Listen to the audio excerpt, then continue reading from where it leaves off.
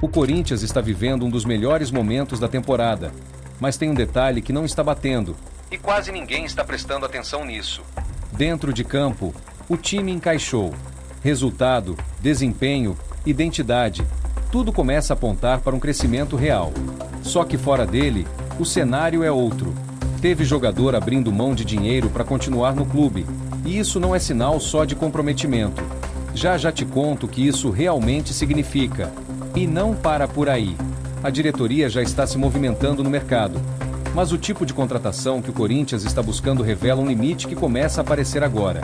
E esse é o ponto mais importante.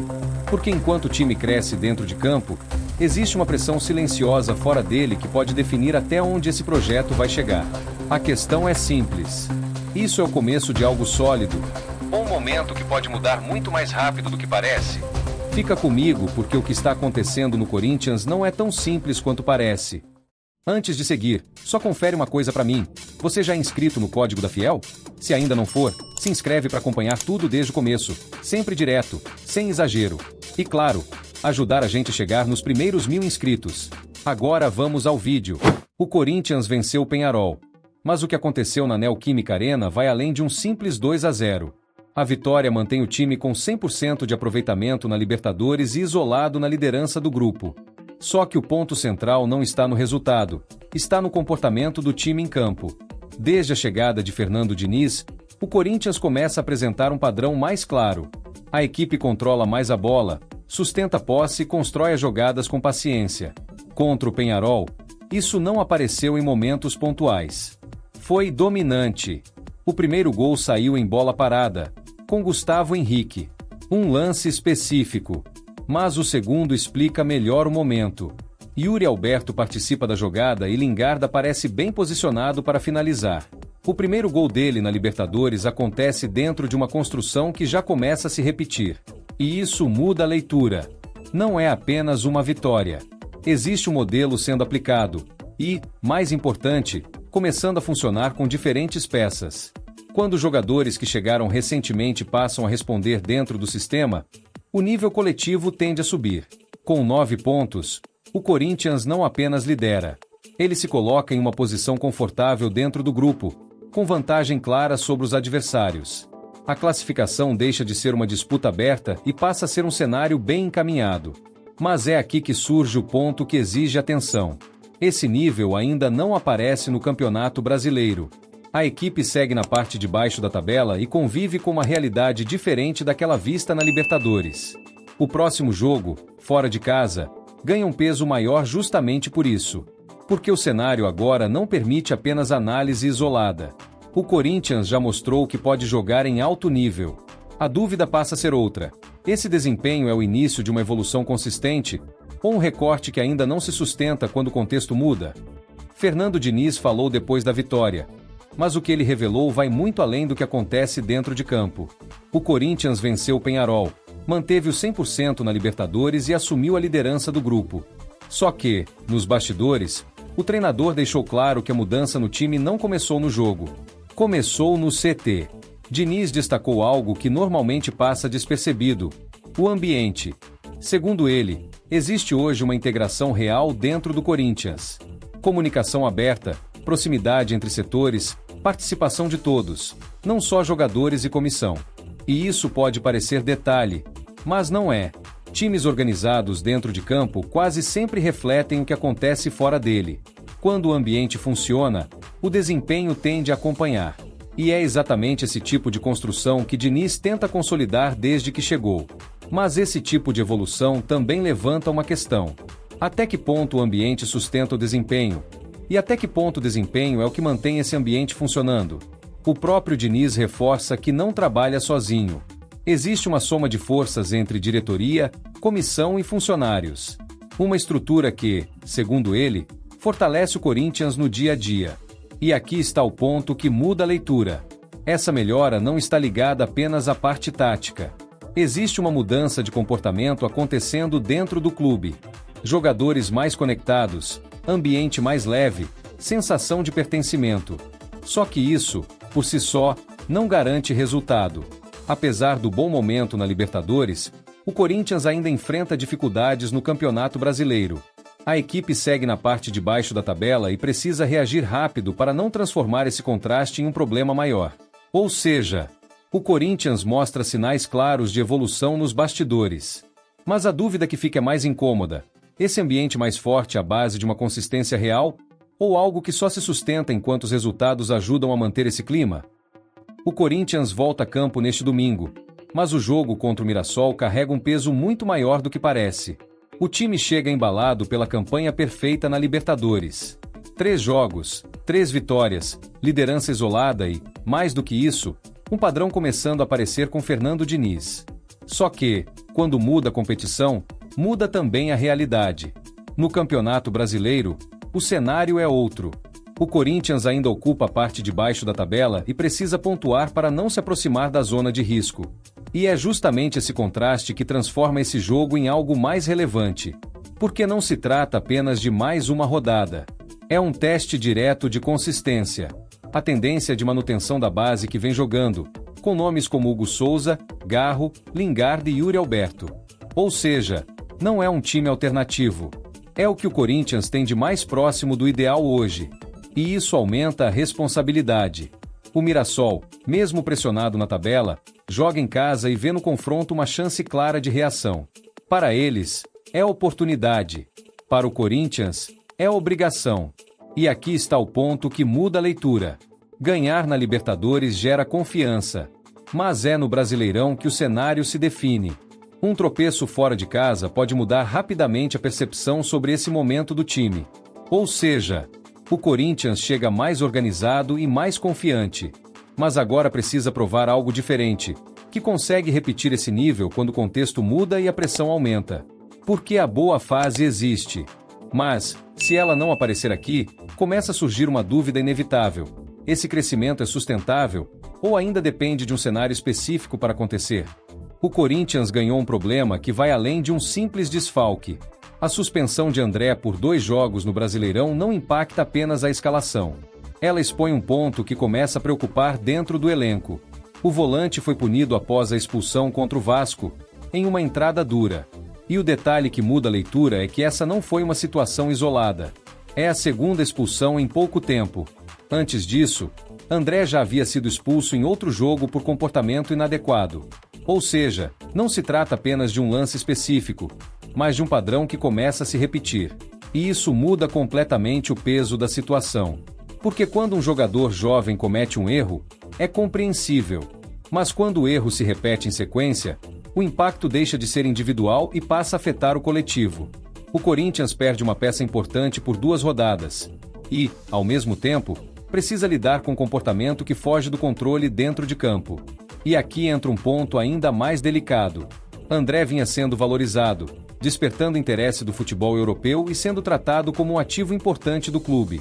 Só que esse tipo de atitude pode mudar completamente essa percepção. Porque talento chama atenção. Mas comportamento define até onde o jogador pode chegar. Internamente, o momento exige mais do que apenas punição. Existe uma necessidade clara de ajuste, seja na parte disciplinar, seja na condução do atleta no dia a dia. E isso coloca Fernando Diniz em uma posição diferente. Não apenas de treinador, mas de gestor de grupo. Porque recuperar um jogador dentro de campo é uma coisa. Agora, corrigir um padrão de comportamento em meio à pressão por resultados é outro tipo de desafio. Ou seja, o Corinthians não perde só um jogador por 2 jogos. Perde estabilidade em um momento onde precisa exatamente do contrário. E a dúvida que fica é direta: esse episódio é um desvio pontual ou o início de um problema que pode custar caro na sequência da temporada? Memphis Depay tomou uma decisão que chama atenção, mas o impacto dela vai muito além da renovação. O atacante decidiu abrir mão de parte dos valores que teria a receber para facilitar um novo acordo com o Corinthians. Um movimento raro para um jogador desse nível, e que, à primeira vista, pode ser visto como comprometimento. Mas essa decisão também levanta uma leitura mais profunda. Porque não se trata apenas de vontade de ficar. Existe uma estrutura sendo montada para viabilizar essa permanência. A negociação envolve participação de patrocinador, possível entrada de investidor e uma reformulação no modelo de contrato. E isso muda o cenário. O Corinthians não está simplesmente renovando com um jogador importante. está criando alternativas para sustentar esse tipo de operação dentro de uma realidade financeira limitada. E o próprio Depay sinaliza isso ao aceitar abrir mão de valores e, ao mesmo tempo, deixar de ter benefícios exclusivos no novo contrato. A tendência é de alinhamento com o restante do elenco. Só que esse tipo de movimento traz duas leituras. Por um lado, reforça a ideia de grupo, reduz privilégios, aproxima o elenco e fortalece o ambiente interno. Por outro, escancara uma necessidade. O clube precisa de ajustes para conseguir manter peças relevantes. E isso impacta diretamente o futuro, porque depender de patrocinador e investidor pode resolver o curto prazo, mas também levanta uma dúvida sobre sustentabilidade no longo prazo. E aqui está o ponto que muda a leitura. O Corinthians mostra que ainda consegue atrair e manter jogadores importantes, mas faz isso dentro de um modelo que exige concessões e criatividade financeira. Ou seja, a permanência de Depay é, ao mesmo tempo, um sinal positivo e um alerta. Positivo, porque mantém qualidade no elenco. Alerta, porque revela o limite em que o clube está operando. E a dúvida que fica é direta: esse tipo de solução é parte de um planejamento estruturado, ou uma forma de manter o nível enquanto o problema maior ainda não foi resolvido? O Corinthians ganhou um caminho importante no mercado, mas a decisão que vem agora pode dizer muito sobre o rumo do elenco. Com a desistência do Bahia em comprar João Paulo, o cenário ficou livre para o Timão avançar na contratação do goleiro na próxima janela. Um movimento que já vinha sendo monitorado, e que agora ganha força com o aval de Fernando Diniz. Só que essa possível chegada não é tão simples quanto parece. O Corinthians já tem um titular em alta. Hugo Souza vive bom momento e, inclusive, começa a entrar em radar de seleção.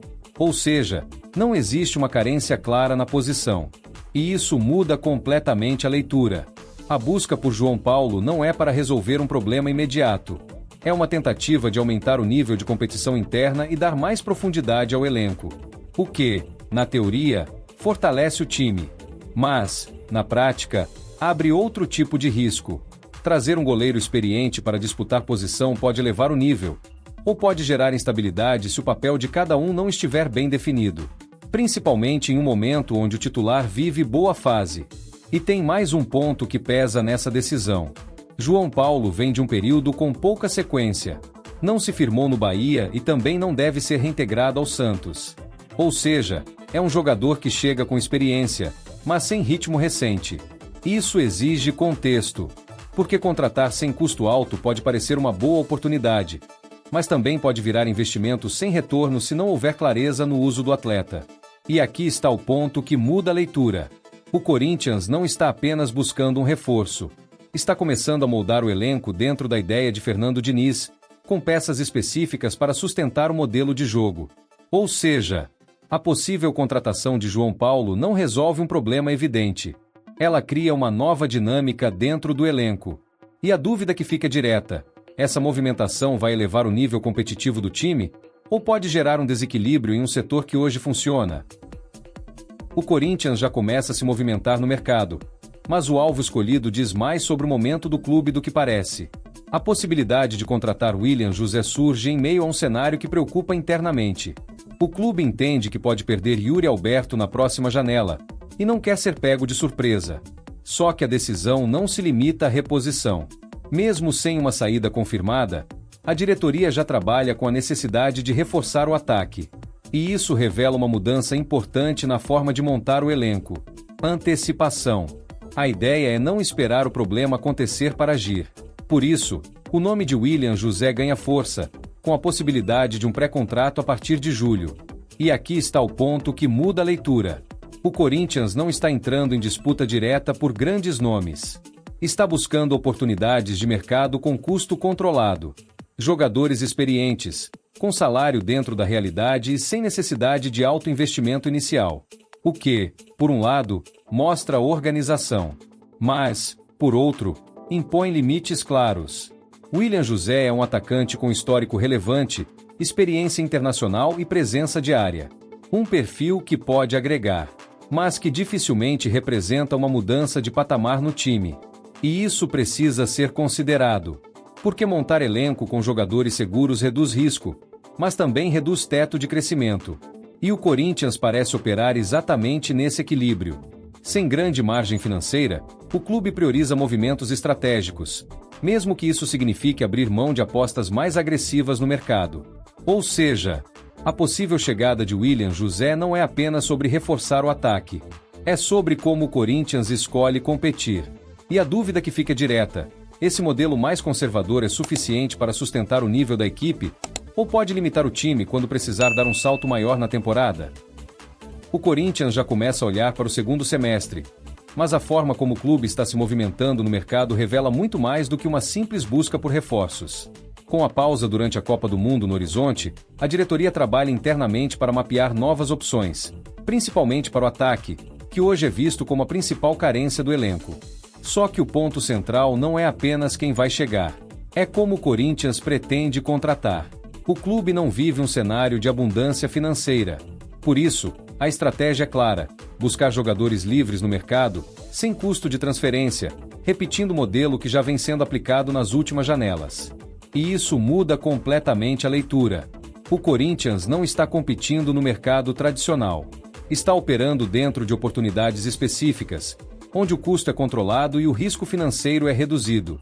O que, por um lado, mostra a organização, mas, por outro, estabelece limites evidentes. Porque esse tipo de estratégia depende de contexto. Depende de jogadores disponíveis, de negociações bem conduzidas e, muitas vezes, de timing perfeito. Não é um modelo que garante acesso aos principais nomes. E aqui entra um ponto importante. Fernando Diniz deve ter participação direta nesse processo, indicando perfis e características que se encaixem no seu modelo de jogo. Ou seja, não se trata apenas de contratar, mas de tentar construir um elenco coerente com a ideia do treinador. Só que isso também exige precisão. Errar dentro desse modelo custa caro, porque não há margem para compensar com grandes investimentos depois. Ou seja, o Corinthians está estruturando sua atuação no mercado com base em estratégia e limitação ao mesmo tempo. Busca eficiência, mas precisa conviver com restrições. E a dúvida que fica é direta: esse modelo é suficiente para sustentar um time competitivo ao longo da temporada? Ou pode travar o crescimento quando o nível de exigência aumentar? O Corinthians hoje não é mais um time comum. Dentro de campo, evolui, tem padrão e começa a convencer de verdade. Mas fora dele, a margem é curta. Existe um esforço claro para manter esse nível. Ajustes financeiros, decisões calculadas no mercado e escolhas que mostram um clube competitivo, mas operando no limite. E isso muda o tamanho do desafio. Porque crescer é uma coisa. Agora, sustentar esse crescimento quando o cenário aperta é outra completamente diferente. E é aqui que tudo começa a se definir. Porque o Corinthians de hoje mostra evolução. Mas o Corinthians que vai disputar a temporada inteira ainda precisa provar que consegue existir dentro dessas condições. E no fim, tudo se resume a isso. Não é sobre o que o time já mostrou. É sobre o quanto ele consegue manter. Comenta aqui: você acredita que esse Corinthians vai sustentar esse nível? Ou esse modelo ainda pode cobrar um preço lá na frente? Já se inscreve no canal porque a gente vai acompanhar tudo isso bem de perto. Até o próximo vídeo. Vai, Corinthians!